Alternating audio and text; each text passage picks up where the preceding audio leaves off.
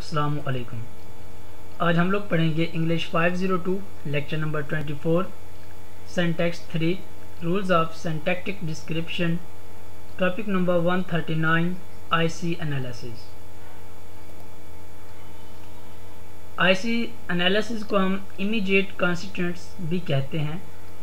Immediate constituents analysis or IC analysis is a method of sentence analysis that was first mentioned by the Leonard Bloomfield and developed further by Roland Wells। IC analysis जो है ये एक तरीका है किसी भी sentence का तजिया करने के लिए, किसी भी सेंटेंस को देखने के लिए कि ये सेंटेंस कैसे बनना है या इसका जो बेसिक फॉर्म है वो क्या है।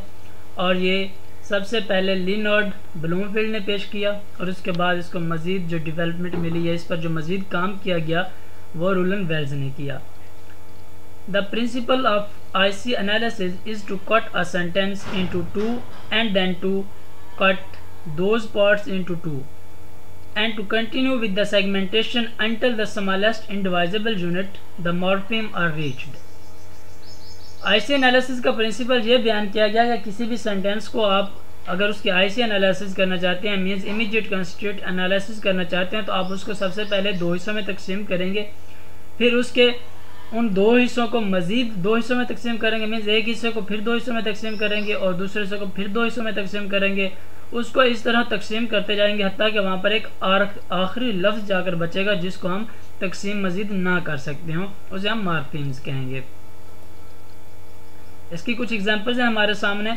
जैसे हमारे पास ये सेंटेंस है, the young man followed a girl.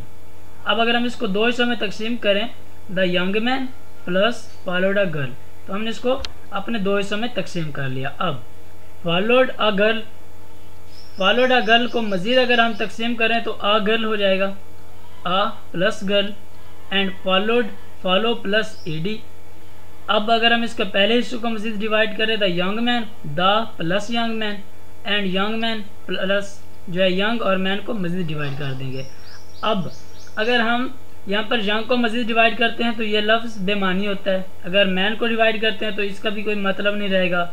इसी तरह उस स्टेज तक उसको डिवाइड करना है, वो लास्ट स्टेज जिस पर अगर उसको मज़ीद डिवाइड करते हैं तो उसका मानी बेमानी हो जाए या वो लफ्ज़ जो है वो उसकी स्पेलिंग ख़राब हो जाए या उसका कोई मानी ना रहे, उस तक उसको हमने डिवाइड करना होगा। इसके कुछ और तरीके भी यहाँ पर बयान किए गए हैं, the young man follow ed and a girl. इसको यहाँ पर डिवाइड करके बताया गया कि इसको किस तरह डिवाइड करना है। और उसके बाद फिर ब्रैकेट्स के ज़रिए भी शो किया गया है कि जितनी बार ब्रैकेट्स लगी हैं मीन्स उतने बार ये स्टेप जो है वो टेकन किया गया है, मतलब उतनी बार इसको डिवाइड किया गया है और तकसीम किया गया है। आईसी एनालिसिस को हम उसकी ट्री डायग्राम में अगर देखें तो हमारे पास पहला सेंटेंस था, हमने उसको दो हिस्सों में तकसीम किया, the young man and followed a girl. अब फिर द रह गया और यंग मैन को मज़ीद हमने दो हिस्सों में डिवाइड किया और इस तरफ से फॉलोड को दो हिस्सों में डिवाइड कर दिया और अ गर्ल भी डिवाइड हो गया। तो इस तरह ये लफ्ज़ अलग-अलग हो गए ट्री डायग्राम में भी। जी, how do we know where to make a cut. अब यहाँ पर क्वेश्चन ये पता होता है कि हमें कैसे पता चलेगा कि हमने कट कहाँ से करना है।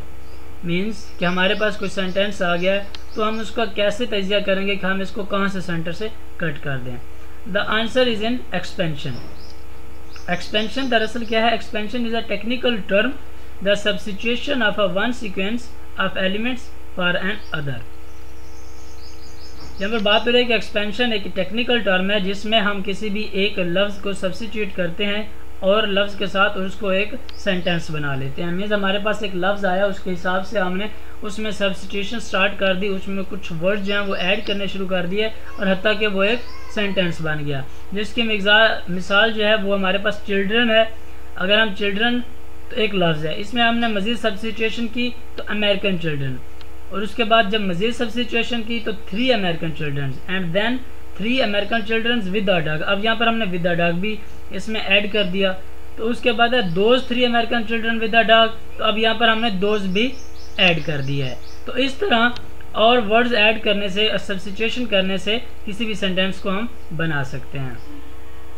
However, it is not always easy to have a binary cut, as in some case it is difficult to justify it। हमने बाइनरी होता है दो हिस्सों में, वो यहाँ पर बात कर रहा है कि ये इतना आसान नहीं है कि हर सेंटेंस को हम उसके दो हिस्सों में इजीली तकसीम कर सकें, बल्कि कुछ हालात या कुछ सेंटेंसेस में ये मुश्किल भी हो जाता है। जिस तरह हमारे पास अब ये सेंटेंस है, इसमें 3 वर्ड्स हैं, तो अब हमारे लिए ये मुश्किल है कि हम इसको बराबर दो हिस्सों में तकसीम करें।